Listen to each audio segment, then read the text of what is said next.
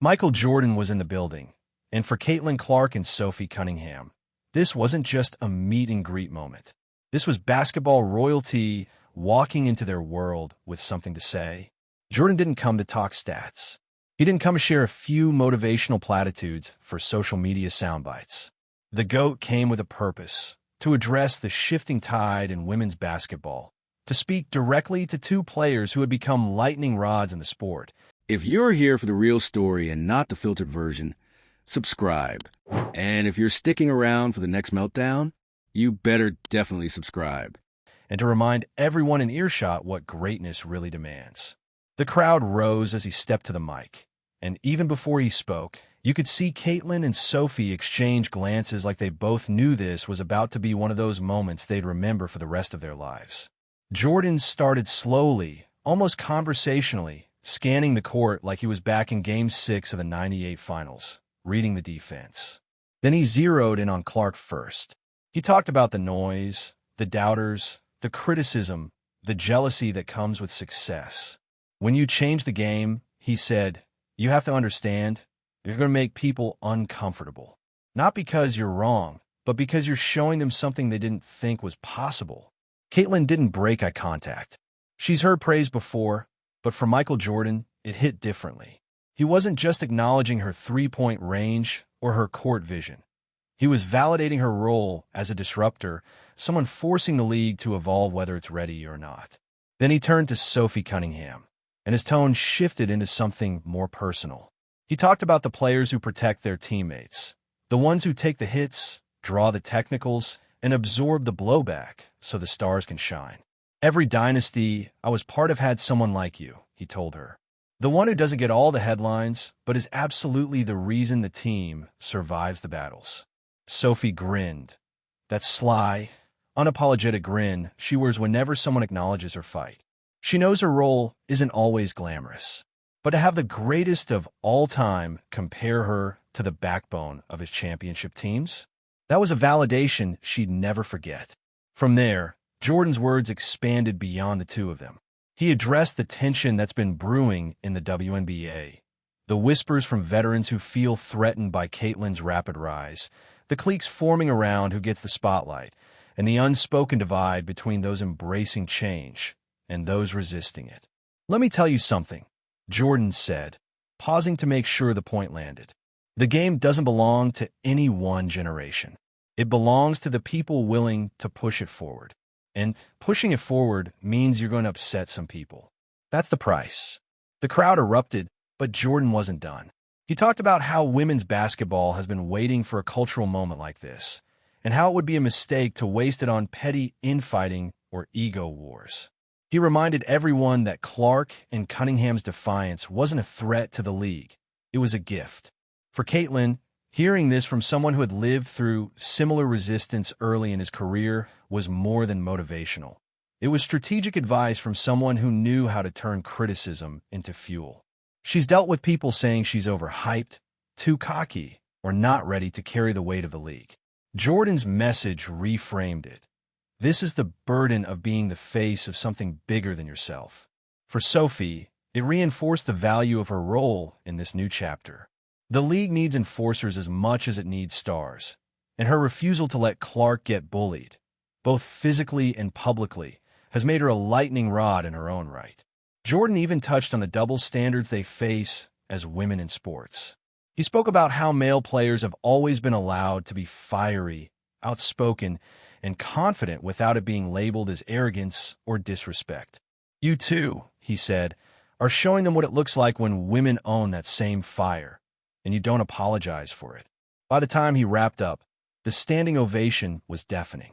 Clark looked both fired up and humbled, and Sophie was clearly trying not to break into a full smile in front of the cameras. Jordan didn't just give them a pep talk. He gave them the blueprint for surviving the storm they're in. And make no mistake, it is a storm. Caitlin Clark's rise has split the WNBA landscape. On one side are the fans and sponsors who see her as the key to unlocking the league's mainstream potential. On the other are some veterans who feel her attention has come too quickly, too easily, ignoring the years they spent grinding for a fraction of the spotlight. Sophie Cunningham has put herself squarely in Clark's corner, and that means she's inherited some of that criticism by association. But Jordan's speech reframed the narrative. This isn't about stealing shine from anyone. It's about refusing to dim your own light just to make others comfortable. It's about building something sustainable so the players who come next don't have to fight the same battles. After the speech, cameras caught Jordan leaning in to speak directly to the two of them. Whatever he said in those few seconds wasn't audible, but judging from the way both Caitlin and Sophie nodded, it was the kind of private advice that will stick with them long after the cheers fade. The symbolism of the moment was impossible to ignore. Michael Jordan, a man whose own career was defined by defying expectations, reshaping the sport, and dealing with both adoration and resentment, standing beside two women who were walking a similar path in their own league. It felt like a passing of the torch, not in the literal sense, but in the sense of shared purpose. That's why the ovation wasn't just for Jordan's words. It was for what they represented. The audience could feel the shift happening in real time. These weren't just two WNBA players getting a pat on the back from a legend. This was a public acknowledgement that the battles Caitlin and Sophie are fighting matter, that they're not just noise, that they're part of something bigger. As they left the court, it was hard not to think about Jordan's career arc. The early criticism, the rivalries, the eventual transformation into an icon whose influence went far beyond basketball. Whether they realize it or not, Clark and Cunningham are on a similar trajectory. The drama, the division, the headlines, they're all part of the journey. And now, they've got the GOAT telling them to lean into it. Not to smooth out the edges or play nice for the sake of comfort, but to keep pushing, keep disrupting, and keep proving that women's basketball isn't just here to exist, it's here to dominate. That speech didn't just get a standing ovation because it came from Michael Jordan. It got a standing ovation because everyone in that building knew he was right. The game is changing, and Caitlin Clark and Sophie Cunningham are at the center of it. The only question now is whether the rest of the league will rise with them or get left behind. What made Jordan's appearance even more fascinating was the ripple effect it caused beyond the court. This wasn't just a motivational moment captured on camera. It became the spark for conversations in locker rooms, front offices, and even corporate boardrooms about where women's basketball is heading. The first layer of impact was immediate. Younger players in the league suddenly had a fresh example of what mentorship can look like when it's done without condescension. In women's sports, it's not common to see male legends of Jordan's stature step directly into the conversation with both respect and urgency. His words didn't position Caitlin and Sophie as protégés who still had everything to prove. They positioned them as leaders in their own right, already shaping the game. That framing matters. It told every rookie in the WNBA that their voice can matter now, not just after 10 years in the league. Then there was the unspoken message to the veteran players who've been skeptical of Clark's rapid rise. Jordan didn't call anyone out by name, but his emphasis on pushing the game forward was clearly aimed at those holding on to the idea that leadership has to be earned strictly through longevity. The truth is, in the modern sports era, cultural influence and marketability are as much a form of leadership as pure on-court dominance. Jordan himself was living proof of that. His influence went far beyond basketball, and he made it clear that Clark and Cunningham have the same opportunity. For Caitlin, the bigger takeaway was that her role is now as much about stewardship as it is about shooting. Jordan essentially told her, without saying it outright, that she has to think like a builder. That means not just carrying herself like the league's biggest star, but making deliberate moves that expand its reach. Choosing battles carefully, aligning with causes that will outlast her playing career, and mentoring the next wave, even while she's still in her prime. For Sophie, the speech subtly reframed her own identity in the public eye.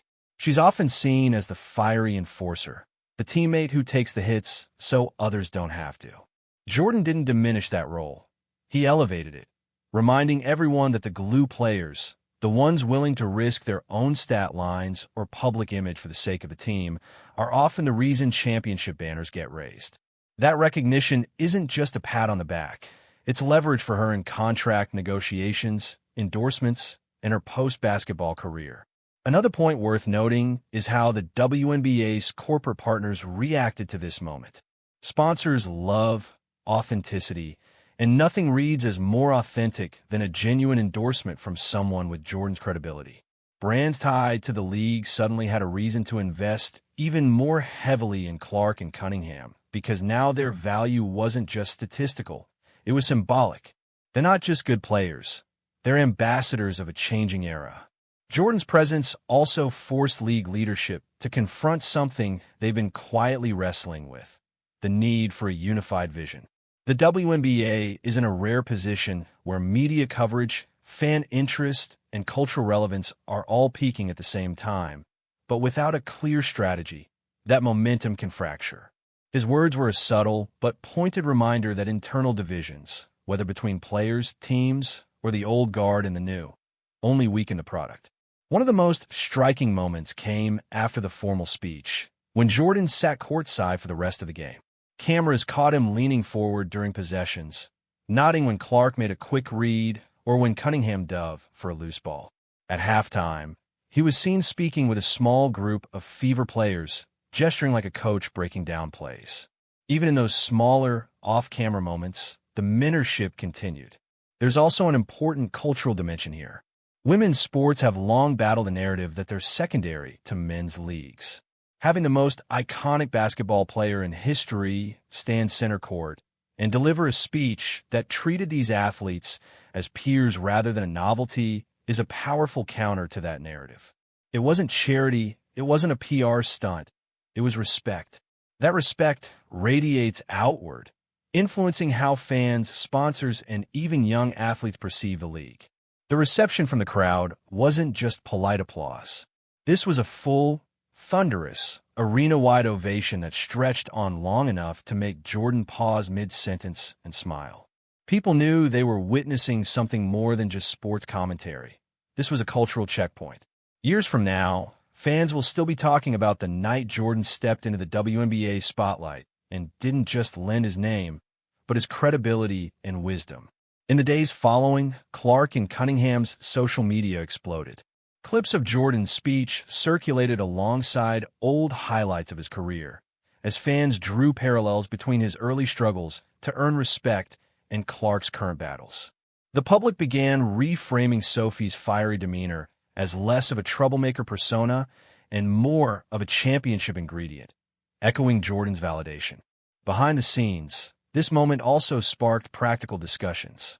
League officials began debating how to harness the cultural capital of moments like this more deliberately. Could more male legends be brought in as mentors? Could cross-promotional events with the NBA amplify both leagues? The possibilities were suddenly on the table in a way they hadn't been before, because Jordan had shown that the bridge between men's and women's basketball doesn't have to be symbolic. It can be active, intentional, and mutually beneficial. For Caitlin and Sophie, the speech was a rallying point, but it was also a challenge. Jordan essentially dared them to not just ride the wave of their current popularity, but to lead it. That means making decisions that might not always align with personal comfort, speaking out on league issues, pushing for better player conditions, and building alliances that transcend team rivalries. And perhaps the most important point of all, Jordan's reminder that legacy is about more than rings. Yes, winning matters, but what you leave behind, the state of the game for those who come next, is the true measure of greatness. That's a concept both Clark and Cunningham seemed to absorb fully as they left the court, because now they weren't just thinking about their next game. They were thinking about their place in the story of the sport itself. This wasn't a passing headline or a viral clip destined to fade after a week. It was the kind of moment that lodges itself in the DNA of a league, shaping the conversations and decisions for years to come. And if Jordan's words hold, Caitlin Clark and Sophie Cunningham won't just be remembered for their stats or their highlights. They'll be remembered as the duo who took the WNBA into its next era with the same unapologetic confidence that defined the GOAT himself. One of the most interesting things about that night wasn't just what Michael Jordan said. It was how other people in the arena reacted when the cameras weren't on them. You could spot it in the body language of certain veterans, the way they crossed their arms or looked down during parts of his speech. That wasn't disrespect, it was recognition. Even the players who have been critical of Caitlin Clark knew that when Jordan speaks, you listen. And for him to place such public emphasis on her role in pushing the game forward was essentially drawing a line in the sand. It put those veterans in a tricky position. On one hand, they've been fighting for the league long before Clark arrived, building the foundation she's now standing on. On the other hand, here was the GOAT telling everyone, very plainly, that Clark and Cunningham are at the center of what comes next. That's not a narrative you can easily argue against without looking like you're resisting the league's growth. What's more, Jordan didn't only appeal to ego or pride, he appealed to legacy. He reminded the older generation that history doesn't remember gatekeepers, it remembers trailblazers. It was a polite but pointed way of saying, you can either help this next wave, or you can get left behind by it. That kind of message lands differently when it's coming from someone who's been both the young phenom and the seasoned veteran himself. Another layer that's worth talking about is how Jordan tied this entire conversation back to the fans. He made it clear that the fans are the heartbeat of any sport, but they respond to authenticity above all else.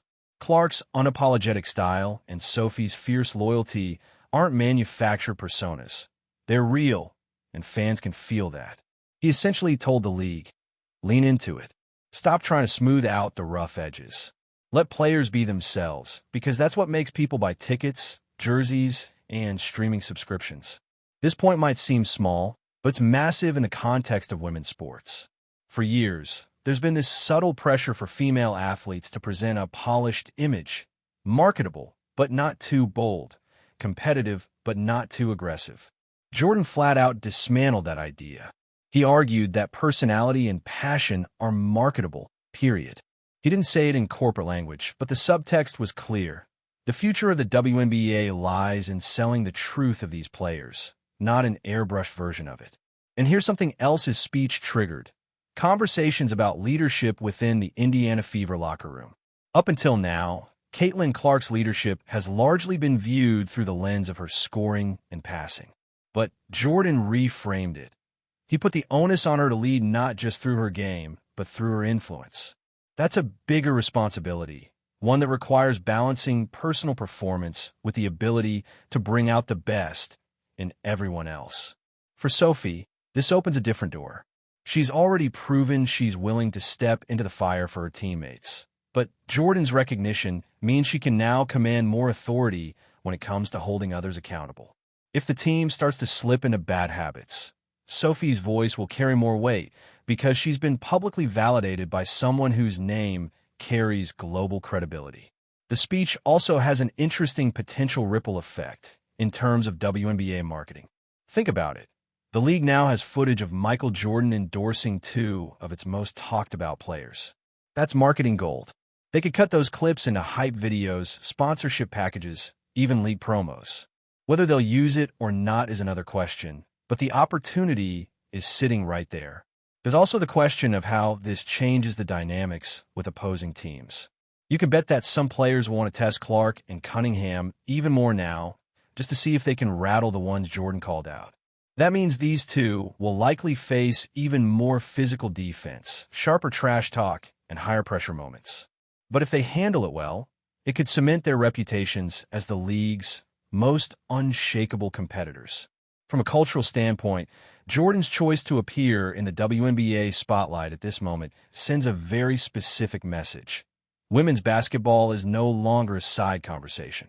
His presence essentially told casual sports fans, if you're not paying attention to this league right now, you're missing something historic. That matters because it's one thing for insiders and dedicated fans to say it. It's another for the most famous basketball player on earth to say it. And let's not overlook the financial angle. Players like Clark and Cunningham already drive merchandise sales, but Jordan's endorsement can create a halo effect. It's the kind of moment that can boost their brand value with companies far outside of traditional sports marketing. Lifestyle brands, tech companies, even high-end fashion labels might start looking at them differently now. When you get Jordan's nod, you're no longer just a player, you're a cultural asset. The Fever's front office also can't ignore the timing. They're heading toward the business end of the season, And with Clark's return from injury lining up alongside this massive publicity boost, the team suddenly has a golden opportunity to make a deep playoff run and dominate the headlines. That combination is rare, and if they manage it well, it could raise the franchise's profile for years to come. One subtle but important takeaway from Jordan's speech was his reminder about resilience. He didn't use the word burnout, but you could hear the caution in his voice when he spoke about pacing yourself for a long career. This is particularly relevant for Clark, who's already dealt with injuries and the relentless demands of media attention. Jordan knows better than anyone how easy it is to let the constant grind chip away at your love for the game if you're not careful. Finally, there's the emotional weight of the moment for the players themselves. For Caitlin Clark, hearing that kind of praise from someone she likely grew up watching highlights of isn't just motivating. It's a reminder that all the noise, the criticism, the jealousy, and the pressure are worth it. For Sophie Cunningham, it's proof that her grit and her willingness to play the role of protector aren't going unnoticed, even by those outside the league. When the arena emptied out and the noise faded, both of them walked away with more than applause. They walked away with a public endorsement that could shift the trajectory of their careers, their team, and maybe even the league itself. And if Jordan's history has taught us anything, it's that when he singles someone out, it's because he sees the potential for something legendary. If the WNBA knows what's good for it, it won't let this be a one-off moment.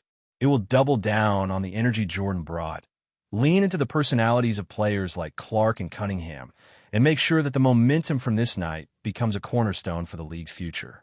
Because if there's one thing Jordan made crystal clear, it's that the game is ready to evolve. The only question is who's coming along for the ride.